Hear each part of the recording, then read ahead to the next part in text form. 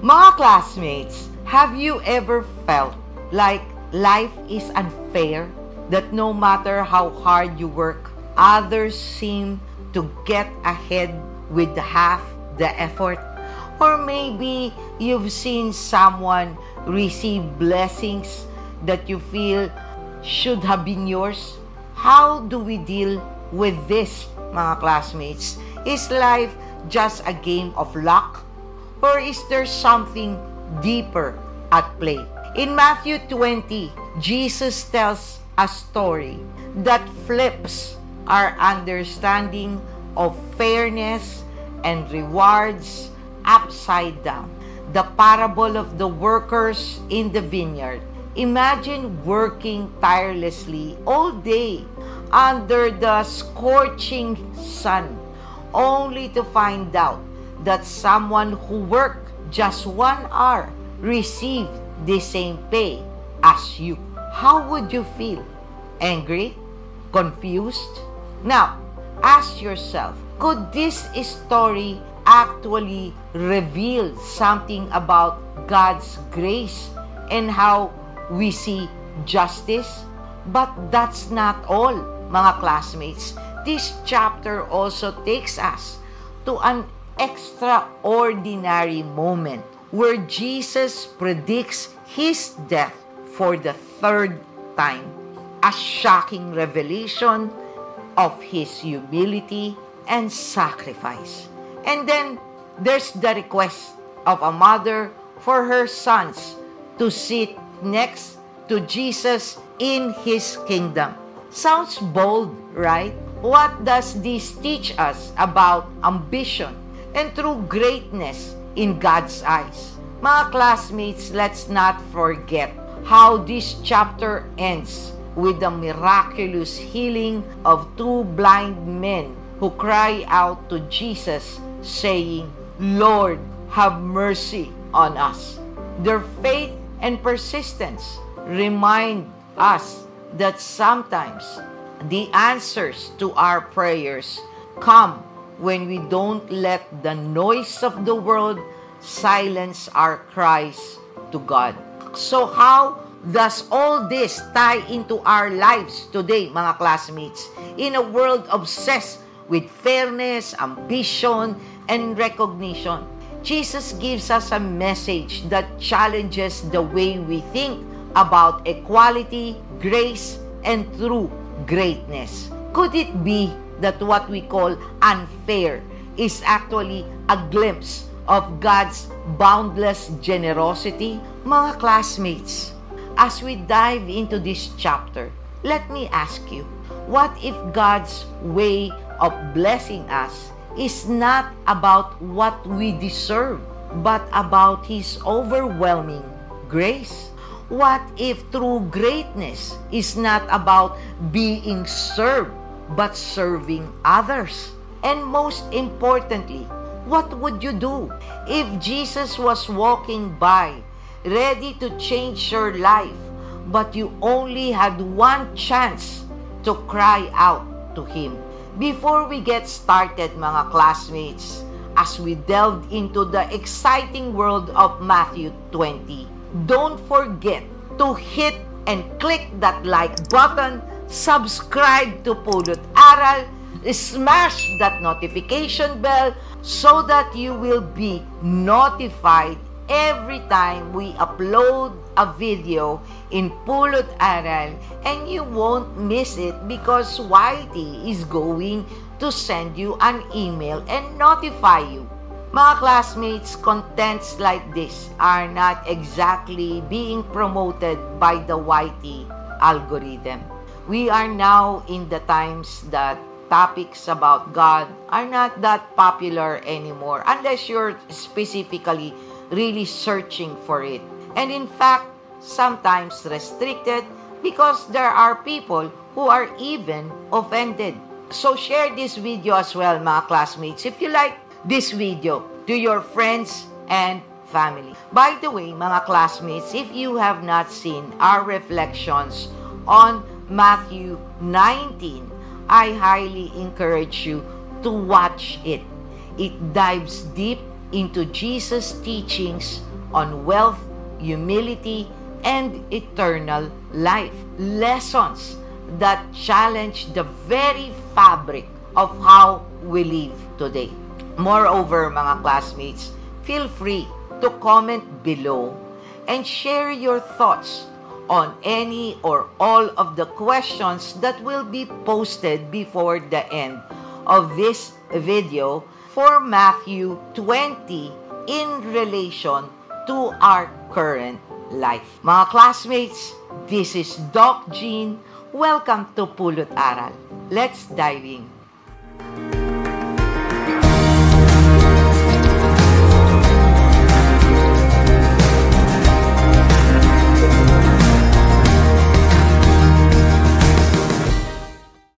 Before we start the Bible reading, mga classmates, let's place ourselves in the presence of the Lord and pray.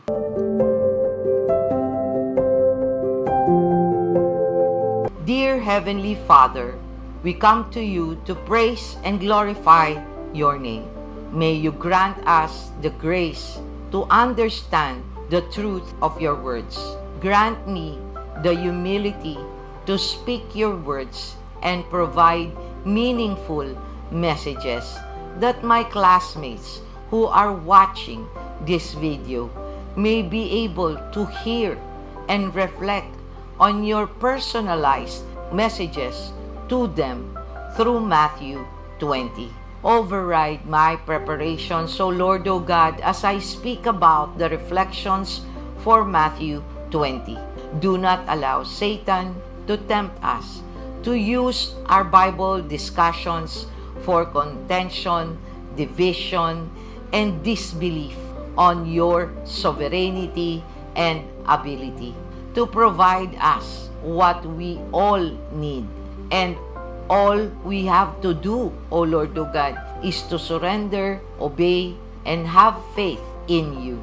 Enable us, O Lord, O God, to be encouraged, to meditate, and spend more time with you, so we all can hear your personalized and individual messages to us. Let not religion, our own biases, or personal assumptions, not based on scriptures, but based on our emotions and experiences, hinder us from seeing and hearing your words of wisdom. Fill us with your Holy Spirit, O Lord, O God, to resist the deception of the devil that may create division among us because of differences in interpretations, such as on Matthew 20 verse 16, as it states, "So the last will be first and the first last." As this verse challenges worldly values, as your holy nature is totally different from ours. Through the power of faith in your words, unite us all in wanting to read more of your scriptures and learn how to use your armor to live according to your will, as you want this channel to do. Let us be inspired, O Lord, O God, and encouraged to build a personal relationship with you. Grant me, O Lord, our God, the humility to speak your words in reverence, and for my classmates to have the clarity and discernment of your words, not mine, as they watch and listen. May I humbly and faithfully fulfill your purpose, O Lord, O God, in this video. May our reflection on Matthew 20 move us forward to surrender to you, desire more, discern well, do more, and delight in your will. All of this we ask through Christ our Lord. Amen. Mga classmates, let us now go to our Bible reading of Matthew 20. Take out your Bible or read along with me under English Standard Version.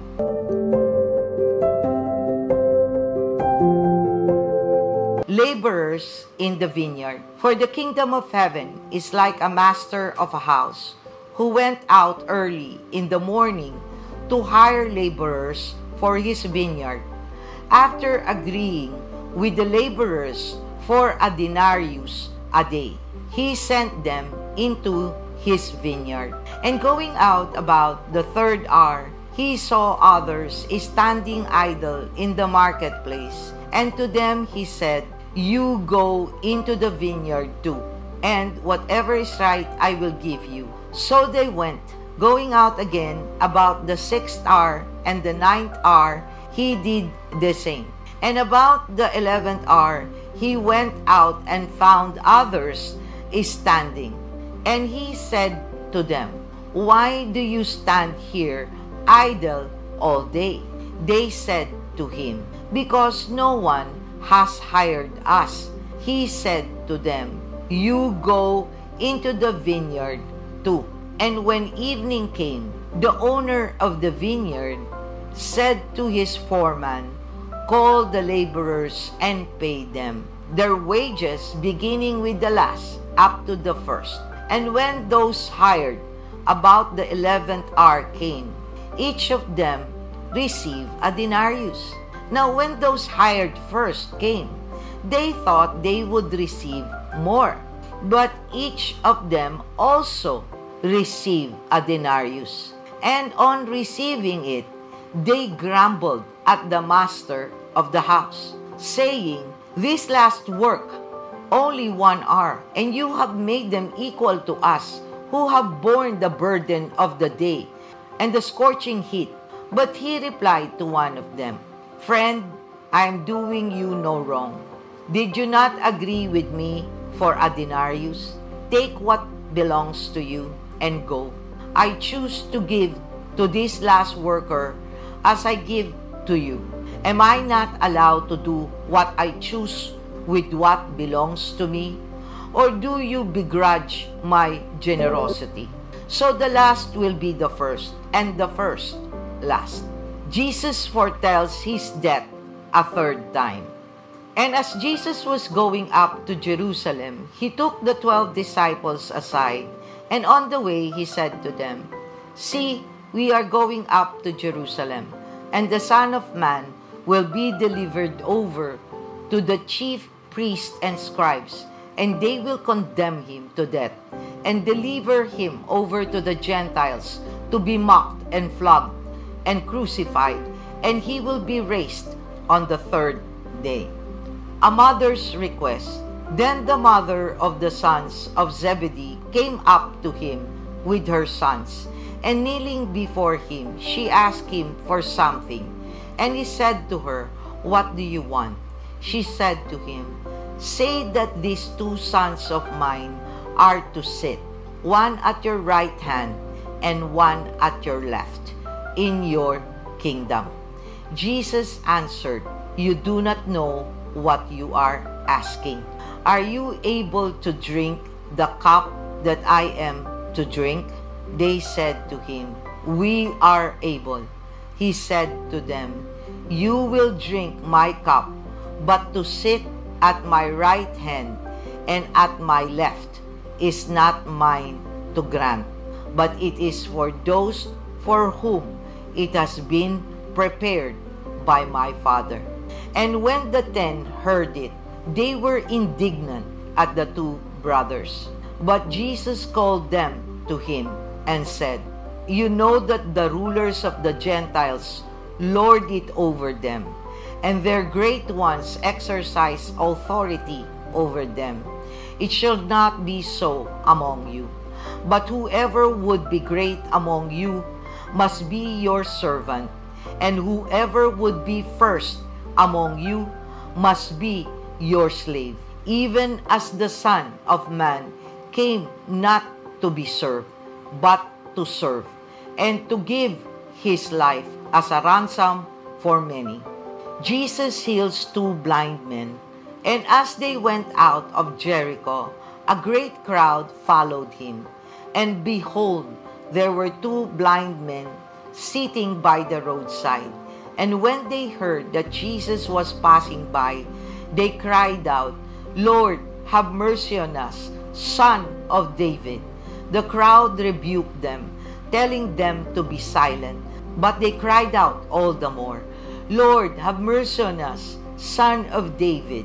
And stopping, Jesus called them and said, "What do you want me to do for you?" They said to him, "Lord, let our eyes be opened." And Jesus in pity touched their eyes, and immediately they recovered their sight and followed him. Mga classmates, we will now go to the general overview and context plus the Bible discussion on Matthew 20.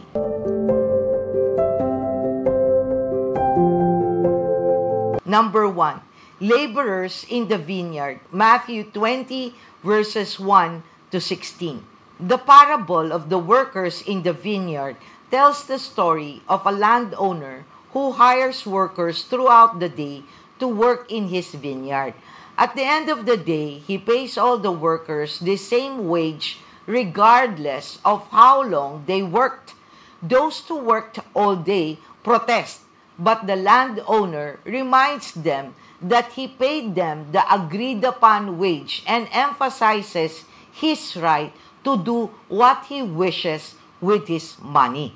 Mga classmates, when I first read this parable, I had the same thought as the workers who started early and received the same pay as those who began much later.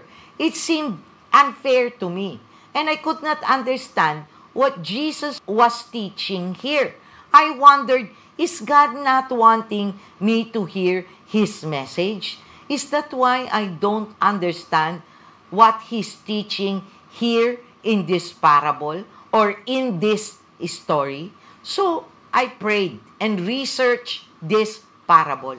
Mga classmates, these are some of the tips I've shared in one of the videos of Pulot Aral that discusses how to enjoy and understand reading the Bible. If you have not watched that video, please do so after this. I encourage you to do that because this provides a few guides on reading the Bible, especially if you are reading the Bible for the first time and encounter Jesus' teachings like this that you may not immediately grasp what it actually means. So mga classmates, God impressed on me the message of this verse during the Sunday service at my church through a pastor I highly respect and enjoy listening to.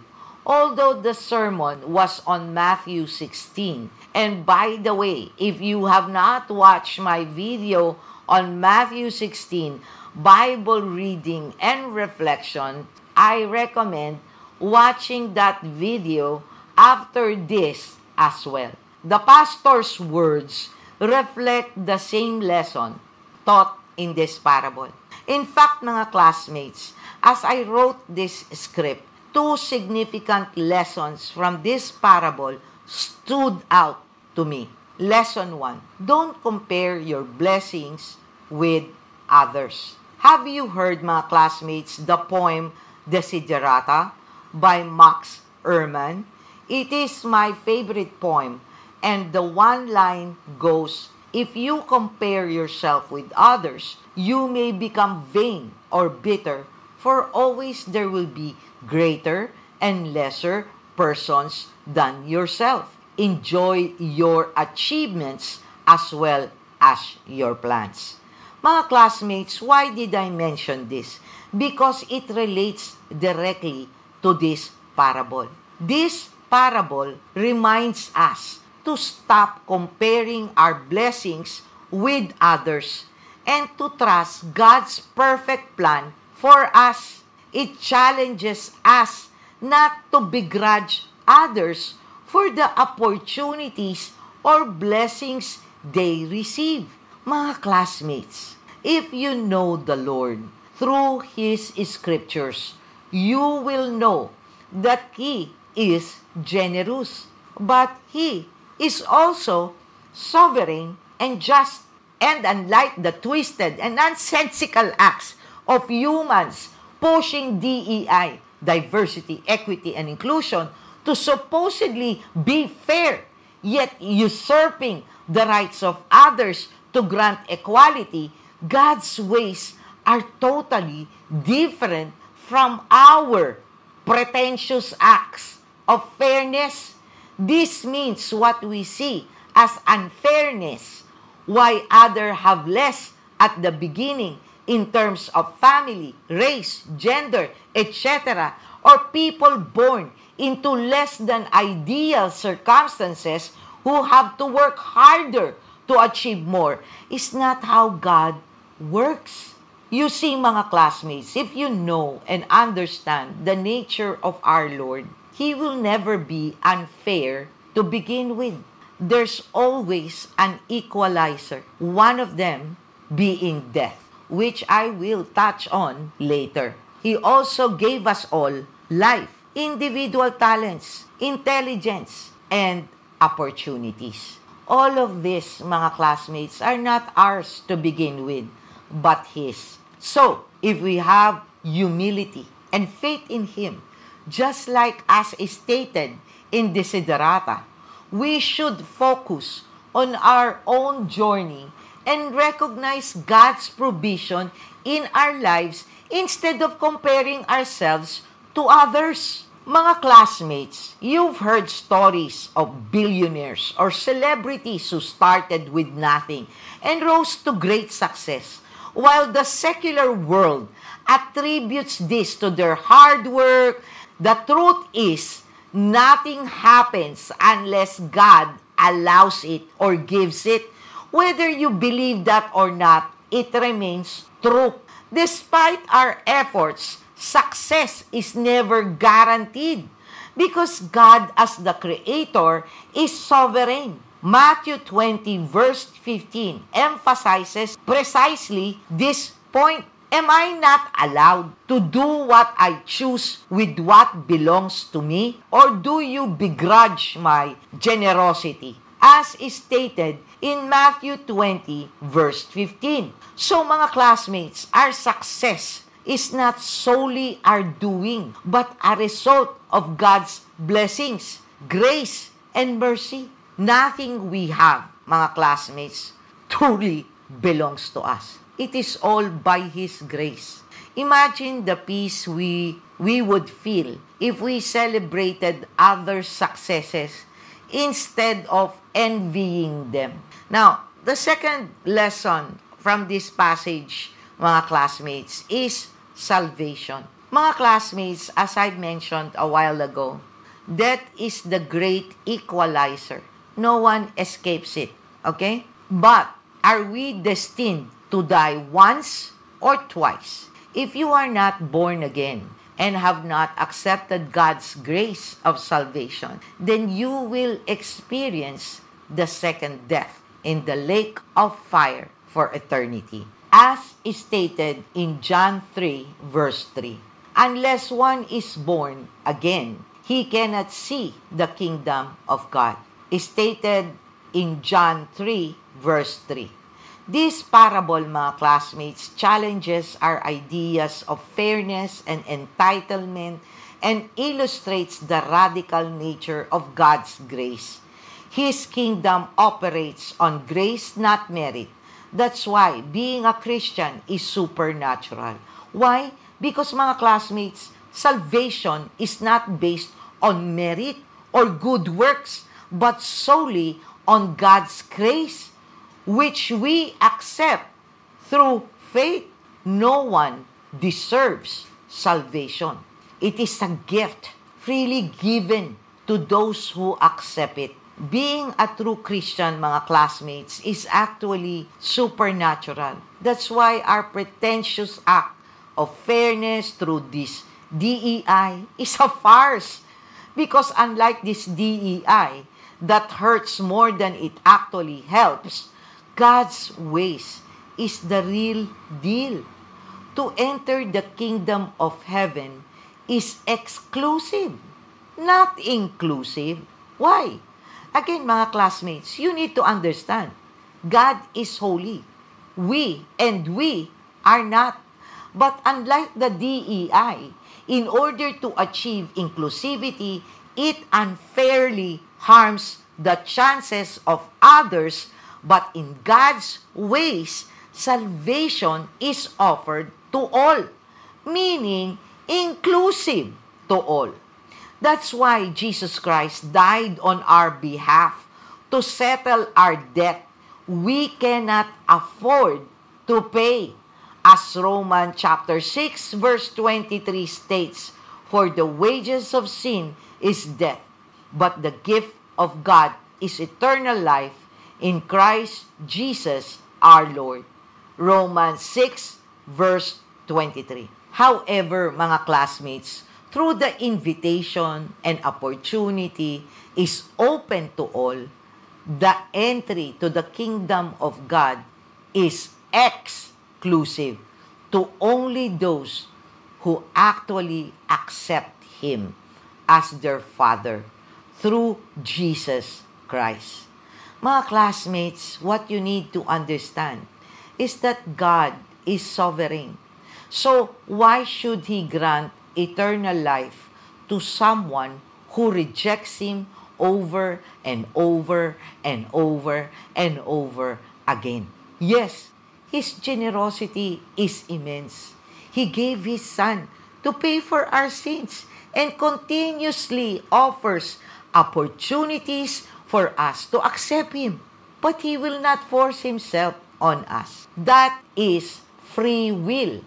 Remember, mga classmates? So, mga classmates, let's change our mindset. Know and accept that everything we have in this life and the life to come is not by our works, but by His grace through our faith in Him. And mga classmates, this takes a whole lot of humility from us to accept. In fact, we must be like a child in heart as taught in Matthew 19. Question is, will you? Number 2, Jesus foretells His death a third time. Matthew 20 verses 17 to 19. In Matthew 20 verses 17 to 19, Jesus predicts His death for the third time, revealing to His disciples the suffering and sacrifice that await Him in Jerusalem. He has done this in Matthew 16 and 17. And so, mga classmates, if you have not watched Matthew 16 or 17, I do encourage you to do so. In fact, if you missed any of the episodes, especially the Bible readings, make time and watch it, mga classmates, so we can all achieve our goals reading the Bible cover to cover. Anyway, mga classmates, this passage highlights Jesus' unwavering obedience to His mission, despite knowing the immense suffering and humiliation He would endure. It underscores, mga classmates, His sacrificial love for humanity and His trust in God's plan for salvation. Jesus' willingness to face betrayal, condemnation, and crucifixion reflects the depth of His love and the length He will go to redeem humanity, mga classmates. His prediction of resurrection assures us of hope and victory over sin and death. In today's context, mga classmates, this passage reminds us of the importance of trusting God's plan, even when it involves pain or sacrifice. It calls us to reflect on the depth of God's love and challenges us to live with faith and courage, knowing that the resurrection brings ultimate hope and victory. Matthew 20, verse 18, specifically highlights, "See, we are going up to Jerusalem, and the Son of Man will be delivered over to the chief priests and scribes, and they will condemn Him to death." Matthew 20, verse 18. That Jesus will be delivered to the chief priests and scribes, emphasizing the betrayal and rejection he would experience at the hands of his own people. There are many times, mga classmates, that the very people who will betray you are those you fully trust. In fact, that's the reason why they were able to betray you in the first place, because your defenses were down. This serves as a reminder that even those we trust can fail us. However, just like Jesus' response teaches us, we should not allow this to define us. Very difficult it may be to let go this kind of painful experiences. Instead of anger, vengeance, and bitterness, let's focus on the resilience, forgiveness, and faith in God's greater plan for us. Number 3, a mother's request. Matthew 20, verses 20 to 28. In Matthew 20, verses 20 to 28, the mother of James and John approaches Jesus, asking that her sons be granted positions of honor in his kingdom. Jesus responds by teaching a profound lesson about true greatness and servant leadership. He emphasizes that positions of honor in his kingdom are not given as rewards for ambition, but are reserved for those who follow his example of selfless service and sacrifice. This passage challenges worldly notions of power and greatness. In our world, mga classmates, leadership is often associated with authority and privilege. But Jesus redefines it as service and humility. True greatness in God's kingdom is found in serving others and putting their needs above our own. For us today, this means rethinking how we approach leadership and ambition. It calls us to focus on how we can serve and uplift others rather than seek personal glory or recognition. Jesus himself, as the ultimate servant leader, sets the example by giving his life for humanity. Jesus' words in verses 26 to 28 states, "It shall not be so among you, but whoever would be great among you must be your servant, and whoever would be first among you must be your slave, even as the Son of Man came not to be served, but to serve, and to give his life as a ransom for many." Matthew 20, verses 26 to 28. These words, mga classmates, reminds us that greatness is measured by our willingness to serve. Jesus calls us to adopt an attitude of humility and a heart for serving others, just as he came to serve and sacrifice for us. In practical terms, mga classmates, this means recognizing opportunities to serve in our families, workplaces, and communities, even in small ways. It is about putting others before ourselves and using our abilities and resources to benefit those in need. This can be seen in the countless overseas Filipino workers or even those here in our country. Those who work hard and sacrifice everything they have, time, effort, and resources, just to help and uplift their families from poverty. Or those who serve in dangerous places or conflict zones to provide help and support, such as medical aid.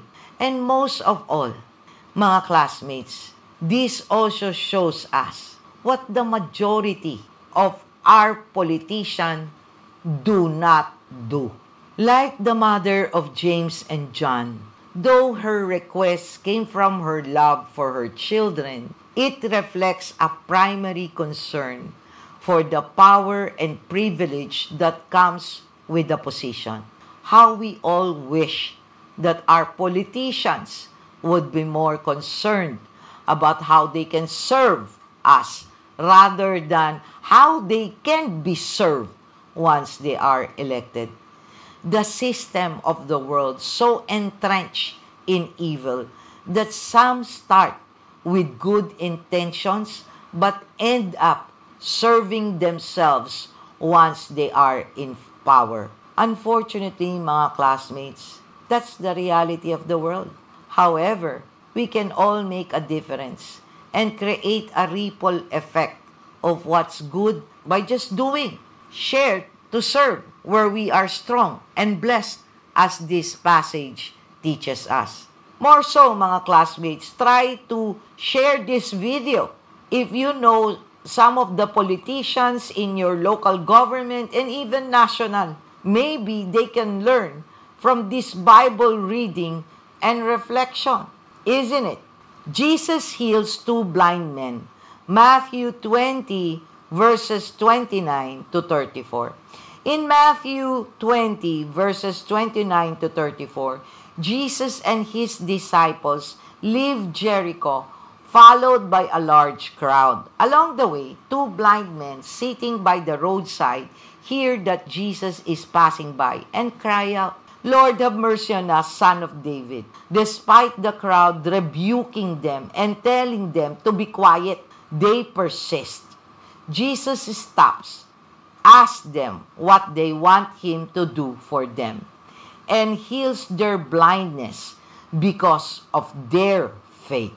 As is stated in Matthew 20, verse 32, we read, "And stopping, Jesus called them and said, 'What do you want me to do for you?'" Matthew chapter 20, verse 32. This moment, mga classmates, reflects Jesus' attentiveness and willingness to address specific needs. It gives us a model to listen actively to others and respond with genuine care. Mga classmates, when I surrendered my life to the Lord, one of the most prominent feelings I had was gratefulness. I still do up to this very moment. Feel grateful for everything. And mga classmates, when you are grateful, you become acutely aware of every blessing you receive, no matter how small or mundane. This awareness often leads to natural generosity and sensitivity to the needs of others. This desire does not stem from seeking recognition for our good works, but from a genuine desire to thank and glorify God. This also reminds us, mga classmates, to approach God with boldness, trusting that He hears our prayers and desires to meet our needs. That's why He always tells us not to be anxious about anything, as is stated in Matthew 6, verse 25. "Therefore I tell you, do not be anxious about your life, what you will eat or what you will drink, nor about your body, what you will put on. Is not life more than food, and the body more than clothing?" That is from Matthew 6, verse 25. Mga classmates, if you have not seen the Bible reading and reflection on Matthew 6, I suggest you watch it as well, mga classmates. As I often mention, my favorite chapters of Matthew are 5 to 7, which encompass the Sermon on the Mount. This passage, mga classmates, highlights the compassion of Jesus, His attentiveness to individual needs, and the importance of having persistent faith. The blind man's cries for mercy demonstrates a recognition of Jesus as the Messiah. Remember, Son of David? And their belief in His power to heal, as we all should now. Jesus' response, stopping to address their plea, illustrates how He values each person regardless of societal status or circumstances, mga classmates. And that, mga classmates, is something we can hold on to when we are in distress or doubt, often caused by Satan's deception. Not often, all, because this doubt and this distress is not caused by God or created by God. This is one of the reasons why we need to read His words. Because through them, we come to know the nature and character of our Lord. Knowing this, mga classmates, Satan will not be able to deceive us because we understand that God is never too busy to be there for us when we call on His name. Mga classmates, we will now go to the portion of our featured Bible verse for Matthew 20.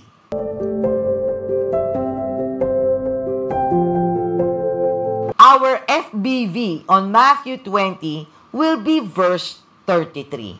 As Matthew 20 verse 33 states, they said to Him, Lord, let our eyes be open. Matthew 20 verse 33.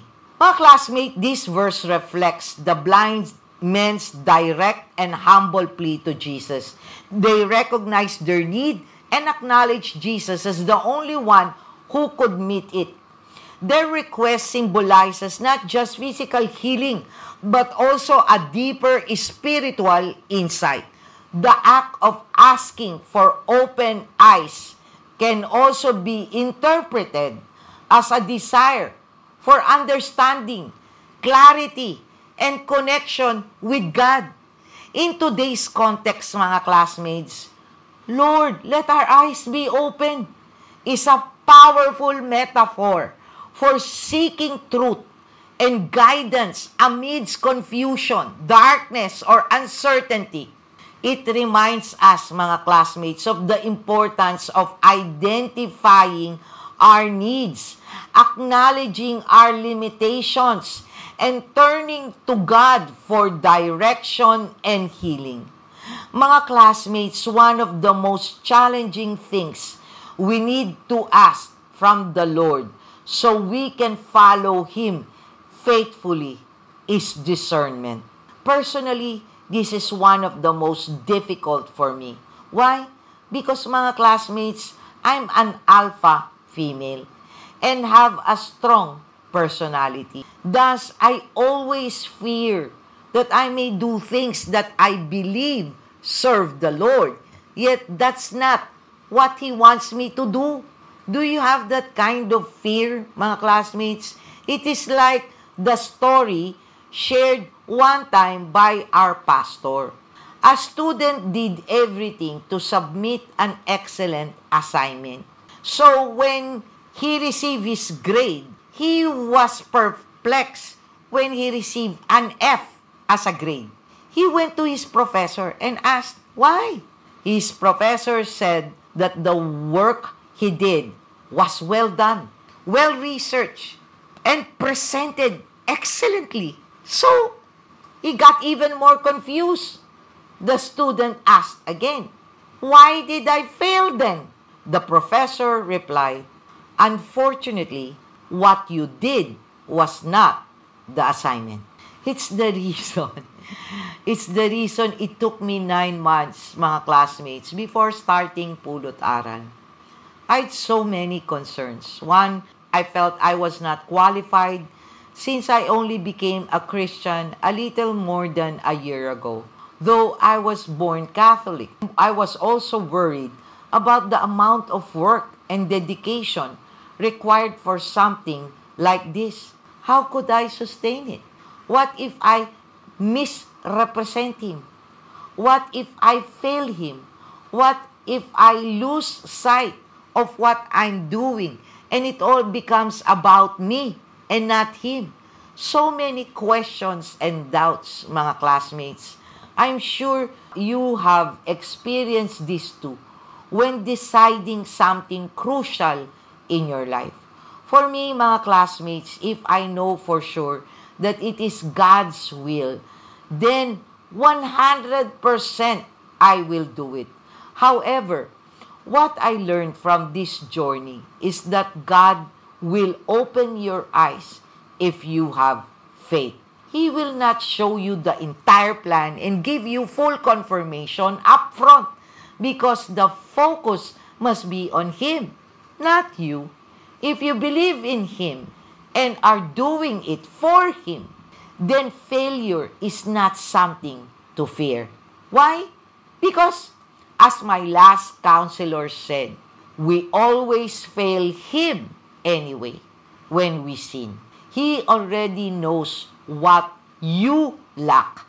You just have to believe that He will guide you along the journey. Focus on Him, and He will open your eyes to the truth and give you discernment. You only need to ask Him for this in your prayers, mga classmates. As I have mentioned before, in one of the best quotes that I love, God's grace will never take you to a place where God's grace ends. As we end, mga classmates, I hope you will participate and comment below to answer any or all of our questions for a meaningful discussion on Matthew 20. I will do my best to respond as I am truly a one-woman show. Mga classmates, here are the questions for discussions which you can also locate on the description below.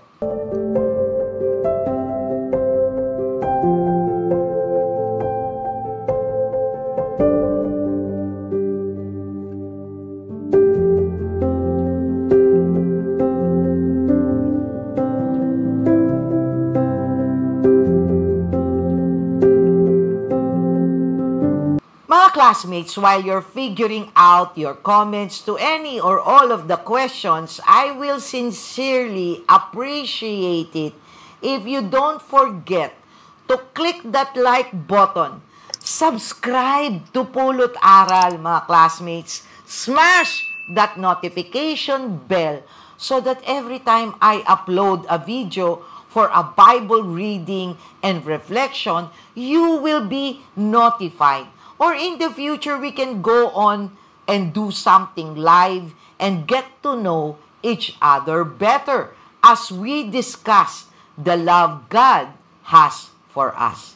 Share this video, mga classmates, as I truly pray that this channel will encourage many to finally pick up and read their Bible. Let's grow our community of Bible reading people.